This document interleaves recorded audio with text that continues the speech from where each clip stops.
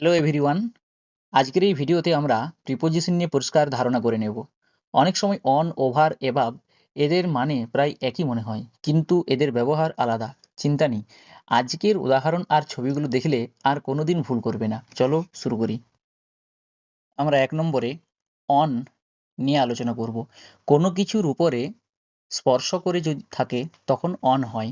যেমন উদাহরণ দিয়ে আমরা ছবিতে তোমরা দেখতে পাচ্ছ, এখানে the girl is sitting on the chair, মানে চেয়ারের সাথে শরীরের একটা স্পর্শ করে আছে, তাই অন। মানে কোনো কিছু যদি স্পর্শ করে থাকে সেক্ষেত্রে অন হয়।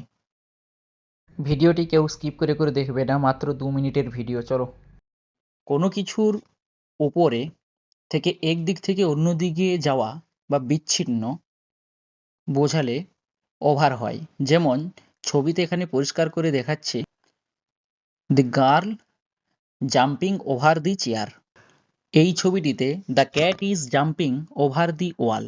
তাহলে পরিষ্কারভাবে আমরা কি বুঝছি না, বিড়ালটি দেওয়ালের উপর দিয়ে যাচ্ছে কিন্তু টাচ করছে না। আমি মূলত এই জায়গাটাতে জোর দিচ্ছি যে ওভার হলে উপরে যাবে কিন্তু টাচ করবে না, একটা মুভমেন্ট থাকছে। বিড়ালটা জাম্প করছে, মুভমেন্ট রয়েছে, টাচও করছে না, তখনই ওভার হয়। এরপর যেটা নিয়ে আলোচনা করব সেটা হলো এবাব।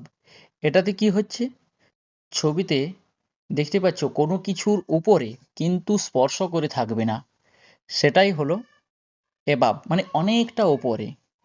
যেমন দ্য স্কাই অনেকটা উপরে আছে, above our head. The plane is flying above our head.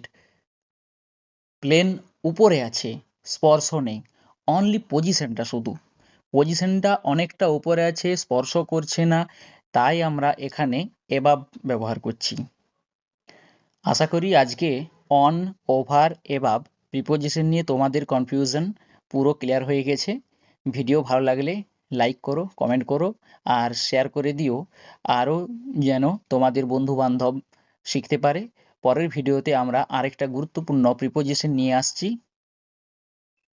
এখনও চ্যানেলের নতুন হলে সাবস্ক্রাইব করতে ভুলবে না। See you in the next class. By.